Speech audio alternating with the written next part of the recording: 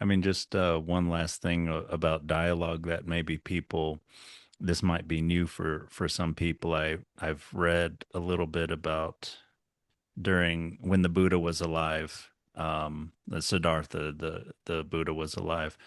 Um, he would, I mean, I mean, tell me if I'm totally wrong, but I thought this, people would come to him with questions, and there's some kind of story of where somebody came to him one day and said, "Is there a God?" And he said, "Yes, there is."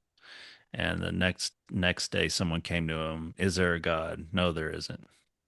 And there was some reactions and everything, but um, there were other times where people came to him and would ask something or want to dialogue, and he would simply be silent. And that had a profound effect on me because I feel like all of these three kinds of proto dialogues that I just related, um, all indicate that he has a deep understanding of what is happening in when those people are coming to him and saying those words. Mm. That, I don't know exactly what it is in those situations or in whatever these proto dialogues are indicating, and it's probably multiple things. But in my experience, when people are dialoguing, are coming to someone else saying words, you have to be able to read them and to understand what's going on. And you're not like a book or some kind of electronic book where they say this thing, you have this response that you make to that because you believe this is true about the world.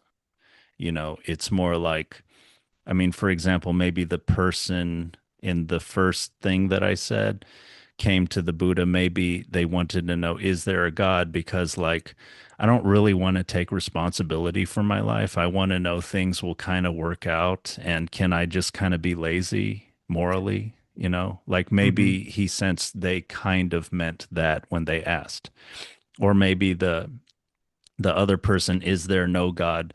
Maybe, I'm just trying to say that, yeah, dialogue is much more mysterious and much more about the truth, like a very multifaceted, complex truth, rather than, yeah, this sort of cookie cutter approach. I believe this about the world. It sounds like the words that you're saying mean the opposite of what I believe about the world, and so I'm going to contradict it. Hmm. I just think things are much more complex and interesting than that. Yeah, yeah, no, for sure. I think that's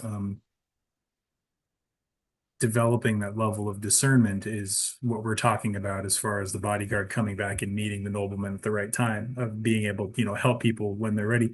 How I don't know how one does that, per se. Like I mean, there's wisdom practices, there's, decades of meditation, whatever, but like just in a moment, like how you know for sure that you're seeing something that is true for the other person. I mean, I kind of trust the Buddha could do it, but I'm not going to necessarily trust myself that if somebody comes and says like, "Is there a God?" I'll just look at them and be like, "Yes, they mean they want to be lazy." And so I'm going to say, "Yes, there is a God, and they will punish you if you don't get to work, or whatever, because that's what they need, because somehow I know that's what they need." I think there is a kind of knowing in that sense. I've but I've experienced it sometimes from people, like somebody says something very insightful. It could just be a friend. Like it doesn't have to be some grand enlightened, being. There's just this moment of connection between two people where something insightful Yeah, comes through and hits just right. But yeah, how to be open to that and how to consciously cultivate that openness so you can provide it for other people at the right time in the right way, and kind of just be a generative force for that in the world. Like that's kind of something I would want to develop in myself before I die. One of my personal goals of being alive, I guess. But I don't know how one would necessarily go about doing that because I feel like there'd have to be some trial and error, but error feels so dangerous when you're talking about reinforcing people's problems if you come at them wrong. So Yeah. it's tricky stuff, man. I don't know. Yeah, it is. I mean, but I think one thing you can be circumspect, right?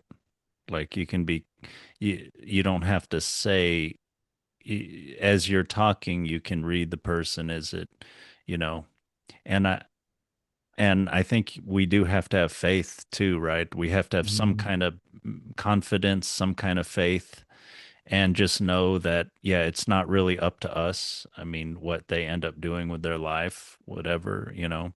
There's a higher power again. Yeah. Yeah, yeah. Yeah. Yeah. It's a good reminder. Yeah. And nothing in life is for sure, right? I mean, you have this common sense, which means I think the all the senses are in balance in the right way, and there's this kind of sixth sense we call common sense that just that's all you can do to approach any situation. You know, you try to, like the Hippocratic Oath supposedly is, do no harm, and then do your best, and that's, other than that, we have no idea how people will respond. I mean, sometimes people do terrible things. Sometimes they impulsively just kill themselves. I mean, but really bad stuff happens, unfortunately. But we just have to go forth and take that hero's journey, or whatever metaphor you want to use. I mean, Yeah. Yeah. In Zen they talk about and I'm not sure it's quite the same thing, but I love the phrase they talk about stepping off the 10,000 foot pole. So you're on the top of a 10,000 foot pole and you have to like take that. You just have to step off of it. There's nothing you can do. You just have to, you just sort of like there's that faith. You just take that step and you don't know you're stepping into like empty space. You're stepping. please like and subscribe for more of our open minded content, and comment below on your thoughts or questions about the story. Let us know if you'd like us to cover another stimulating story, and thank you for participating.